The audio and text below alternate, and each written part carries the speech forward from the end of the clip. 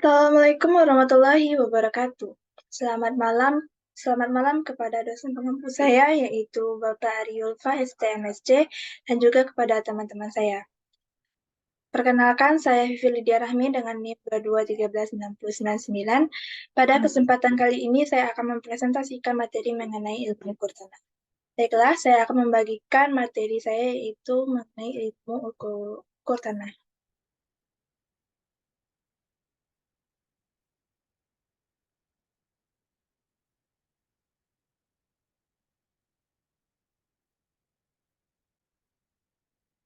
Ilmu ukur tanah.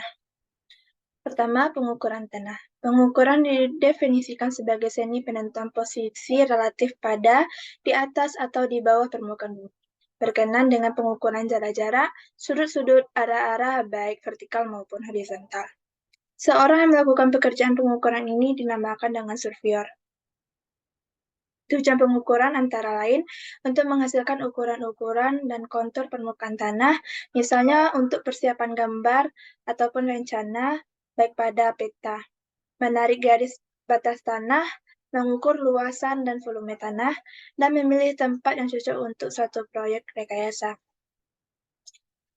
B. Instrumen survei di masa lalu. Sejarah perkembangan survei pengukuran tidak lepas dari ilmu-ilmu astronomis, astrologi, dan matematika. Awalnya, matematika dikembangkan untuk keperluan praktis dalam kehidupan masyarakat itu. Orang-orang Mesir, Yunani, dan Romawi menggunakan prinsip-prinsip pengukuran atau surveying dan matematika untuk pematokan batas-batas kepemilikan tanah, penempatan bangunan-bangunan publik, dan pengukuran-pengukuran serta perhitungan luas tanah. Hubungan yang erat antara matematika dan ukur tanah nampak dari istilah-istilah matematika. Geometrik yang menurut bahasa Latin berarti pengukuran bumi. Istilah lain yang terkait dengan geometronics yang digunakan pada pengukuran dan pemetaan. Surveyor-surveyor Roma disebut juga dengan geomatiki karena menggunakan gloma dalam pengukurannya. Tujuan utama pengukuran saat itu adalah untuk membuat sudut dua garis satu dengan yang lainnya di permukaan tanah. Orobates adalah nama yang diberikan pada instrumen sifat datar yang terbuat dari kayu sepanjang 20 ft, di tengahnya diberikan lubang sedalam 1 inci dan sepanjang 50 ft.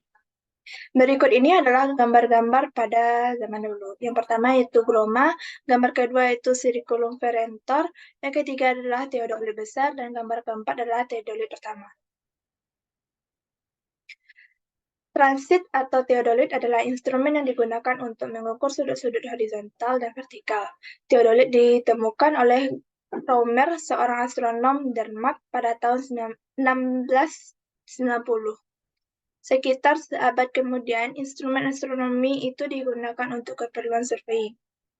Fasilitas pada teodolit ini dibagi menjadi yang pertama yaitu teodolit Vernier sederhana, teodolit mikrometer, teodolit optik atau glasar, dan teodolit elektronik.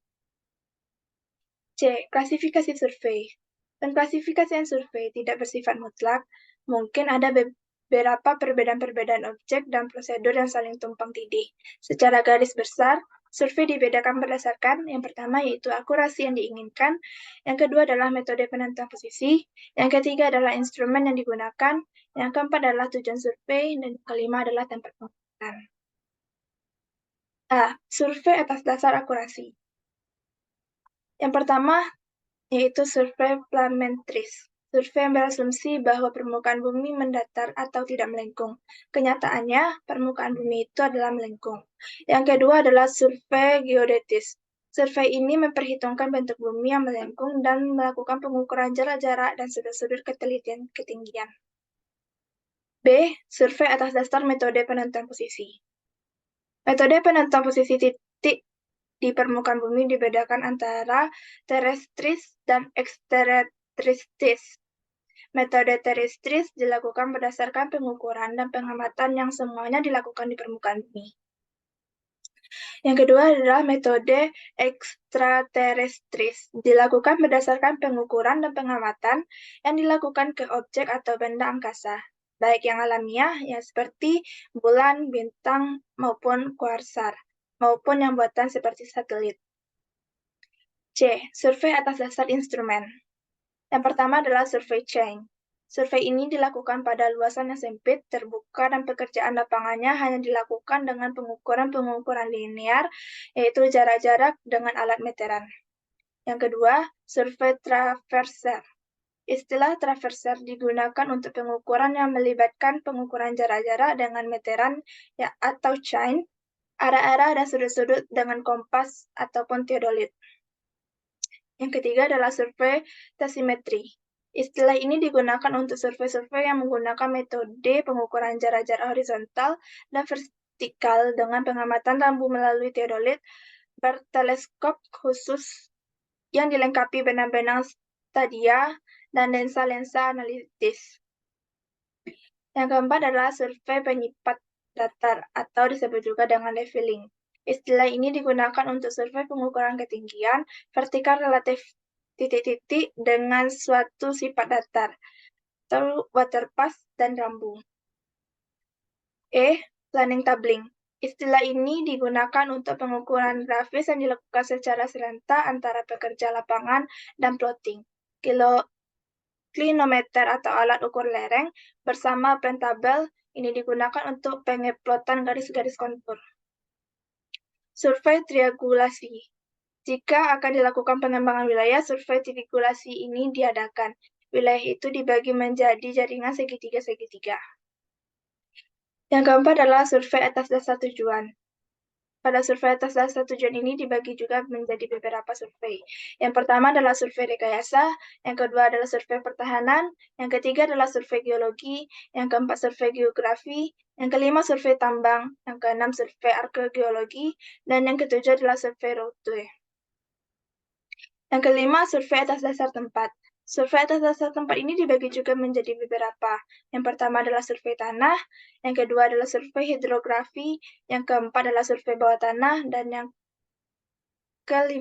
keempat adalah survei udara. Selanjutnya yaitu kompetensi surveyor. Kompetensi surveyor adalah kemampuan minimal surveyor yang wajib dimiliki agar dapat bekerja dengan baik dan profesional, meliputi pengetahuan akademik, keterampilan teknis, dan karakternya. Selanjutnya, praktik pengukuran dan catatan lapangan. Meskipun tampaknya teori survei planimetris sederhana, praktik di lapangan tidak mudah dilakukan, bahkan sangat rumit. Oleh sebab itu, pelatihan-pelatihan kepada calon surveyor hendaknya dilakukan dengan arahan yang baik, meliputi keseluruhan kompetensi metode lapangan, instrumen yang terkait, dan pekerjaan-pekerjaan kantor. Mungkin sekian dari hasil presentasi saya.